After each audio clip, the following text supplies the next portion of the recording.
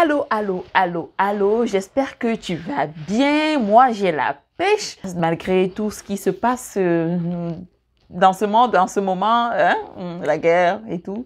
J'espère que tu vas bien, que tu continues de garder la pêche. Bon, on va commencer. On se retrouve aujourd'hui parce que je veux te faire sauver du cash, du cash, du cash. Je vais te parler de 6 erreurs coûteuses que tu peux éviter si tu écoutes cette vidéo jusqu'à la fin. Alors, je répète, écoute la vidéo jusqu'à la fin parce que ce sont des erreurs très fréquentes. Hein. Je n'ai pas pris ça dans un livre. Ce sont des erreurs que je vois vivre beaucoup de nouveaux investisseurs. Ce sont des erreurs que si tu évites, tu pourras sauver bien de l'argent. On embarque tout de suite après le jingle.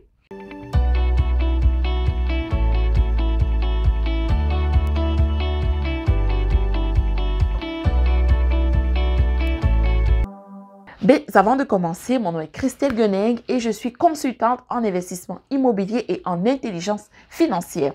Dans ce sens, j'accompagne les personnes qui souhaitent investir dans l'immobilier locatif au Canada et aussi à travers le monde, ceux qui souhaitent développer leur intelligence financière, avoir une meilleure gestion de leurs finances personnelles, pouvoir bâtir des entreprises d'impact, à pouvoir le faire et même investir aussi de façon stratégique.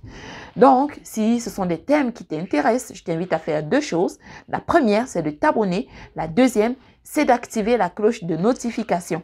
Ainsi, tu vas pouvoir être informé de toutes les futures vidéos qui vont sortir et qui vont pouvoir t'édifier.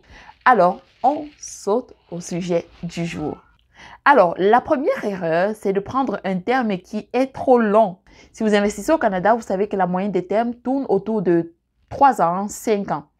Et donc, plus votre terme est long et plus le spécialiste en financement qui vous a recommandé de prendre ce terme-là a une commission élevée. De ce fait, parfois, les spécialistes, que ce soit au niveau de la banque ou au niveau des courtiers hypothécaires, vont vous encourager à prendre le plus long terme possible, généralement un terme de 5 ans. Et ils ont aussi comme perspective que de toute façon, vous achetez pour détenir à long terme et vous n'avez peut-être pas des projets de refinancement à court terme. Vous n'avez pas des projets de peut-être rénover, optimiser, refinancer. Donc, ils vous proposent un terme un peu trop long et ce que je vois beaucoup de jeunes investisseurs faire, c'est qu'ils ont envie de refinancer avant la période de 5 ans et ils se retrouvent être pognés avec un terme de 5 ans. Ça fait que si tu casses ton terme, souvent, tu as des pénalités. Et dépendamment des institutions, tu pourrais ne pas avoir des pénalités, mais avoir quelques petites facilités à pouvoir casser le terme si tu restes avec eux et que tu vas acheter une autre propriété qui vaut plus. Ou alors, bref, ils peuvent s'arranger. S'ils veulent te garder, ils vont t'offrir de belles facilités. Mais en général, ce qu'on observe, c'est que beaucoup de personnes, que ce soit des investisseurs ou même des propriétaires, cassent leur terme avant la fin du terme. Donc, une erreur que tu peux tout de suite mettre dans ta liste de choses à éviter, c'est de prendre un terme beaucoup trop long. Au pire, mettons, si tu trouves qu'un terme d'1 an, c'est trop court parce que tu n'as vraiment pas de projet d'optimisation ou de refinancement, essaye donc 3 ans au lieu de 5 ans. Parce qu'en 5 ans, il y a bien des choses qui peuvent se passer. Tu pourrais avoir besoin d'un refinancement beaucoup plus tôt que tu ne le penses. Ça, c'est la première erreur que beaucoup de jeunes investisseurs font lorsqu'ils veulent investir. Maintenant, la deuxième erreur que plusieurs jeunes investisseurs font lorsqu'ils souhaitent investir, c'est d'acheter sans avoir de stratégie d'augmentation de valeur. Tout à l'heure, je t'ai parlé d'augmenter la valeur, de refinancer, mais reste jusqu'à la fin de la vidéo, tu vas comprendre où est-ce qu'on s'en va. Dans plusieurs des situations, lorsque tu achètes un bien immobilier dans l'usager, il faudra souvent l'acheter avec une pensée, avec un projet de le rénover, avec un projet d'augmenter la valeur pour qu'il soit rentable. D'autant plus que sur le marché actuel, c'est difficile, ça devient de plus en plus difficile de trouver des biens rentables au jour zéro. Donc souvent, il faudra que tu travailles un peu sur ces biens-là. Il faudra que tu fasses quelques petites rénaux, tu fasses peut-être des subdivisions, que tu reconfigures les pièces, tu fasses de la colocation par exemple, pour pouvoir créer de la rentabilité.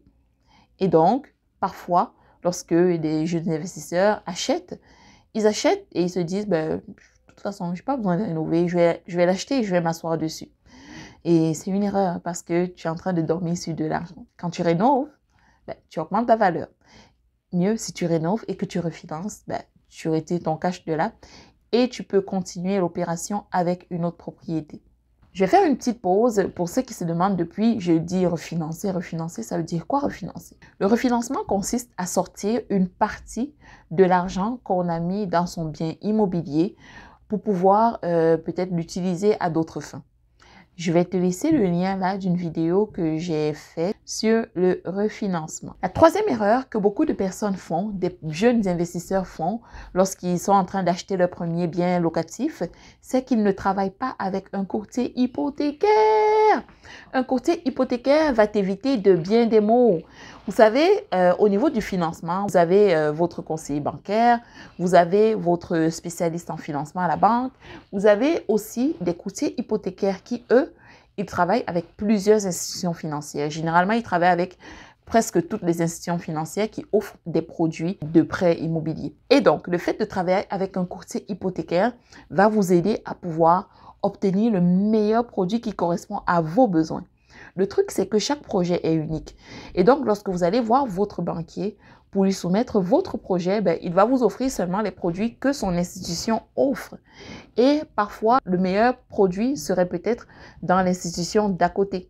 Donc, un courtier hypothécaire, il sera capable de bien analyser votre dossier et de vous dire quel est le meilleur produit qui vous convient et quelle est l'institution financière qui vous offrirait les meilleures conditions.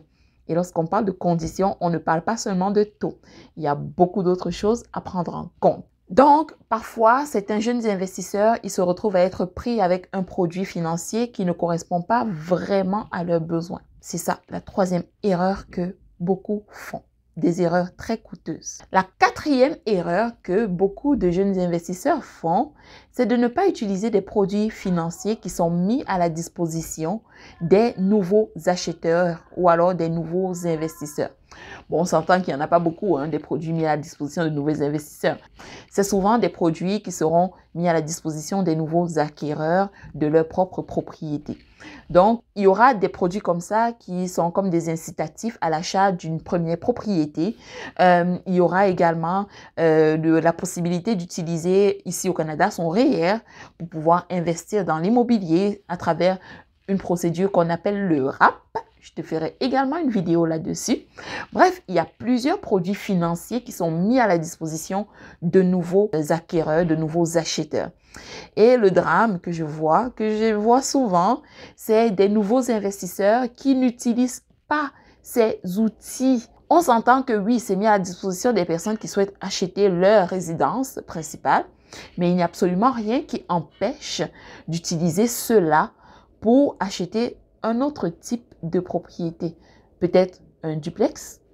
Vous habitez une partie et vous mettez en location une autre partie. Vous pouvez utiliser votre REER pour acheter ce genre de propriété. Donc voilà, il y a des outils comme ça et il est important de s'informer sur ce que vous pouvez faire et aussi sur ce que vous ne pouvez pas faire avec ces outils. Ça, c'est la quatrième erreur que beaucoup de jeunes investisseurs font. La cinquième erreur que plusieurs nouveaux investisseurs font, c'est de ne pas anticiper le deuxième achat.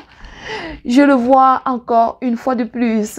Il est comme, non, je vais juste acheter mon premier, je vais attendre 5 ans et acheter l'autre. Et moi, tu es sûr, je te conseille de penser déjà à long terme. Et lui, il est comme, non, c'est correct, écoute, je vais juste tâter le terrain. Ok, d'accord, vas-y. Il prend le prêt et il vient me dire, tu sais, oh, c'est bon, hein, c'est sucré l'investissement immobilier. Waouh, les prix montent en flèche. Je suis content d'avoir acheté. J'ai envie de recommencer l'exercice. Après 6 mois, il avait pris un terme de 5 ans. Donc, c'est quelque chose de très courant.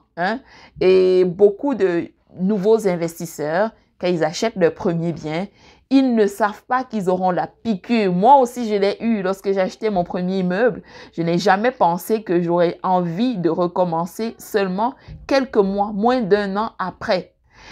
Et donc, c'est important lorsque vous vous lancez dans l'investissement immobilier, de vous lancer avec une vision d'ensemble, avec une vision globale. D'où l'importance encore plus de se former avant même d'acheter votre premier. Parce que si vous achetez mal votre premier investissement locatif, il se pourrait que ça vous bloque pour les suivants.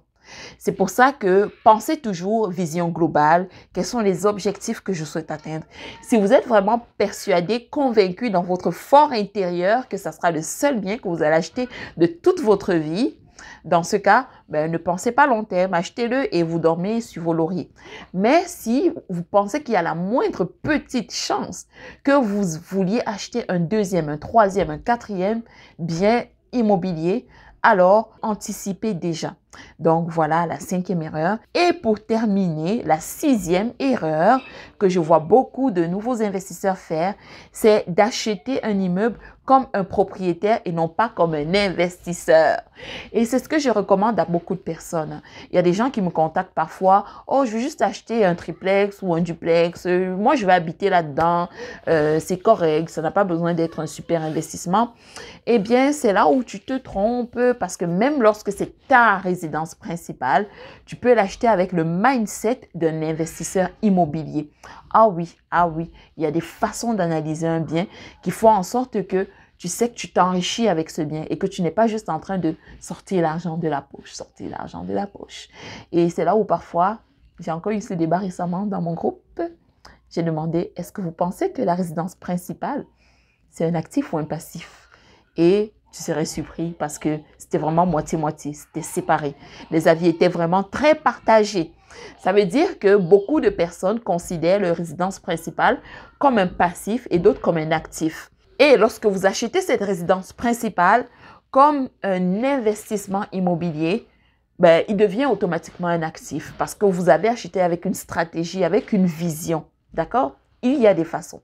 Raison pour laquelle, faites-vous accompagner, venez en consultation et on analyse ça. Donc, voilà pour ce qui est des 6 erreurs que beaucoup de personnes font malheureusement lorsqu'ils commencent l'investissement immobilier.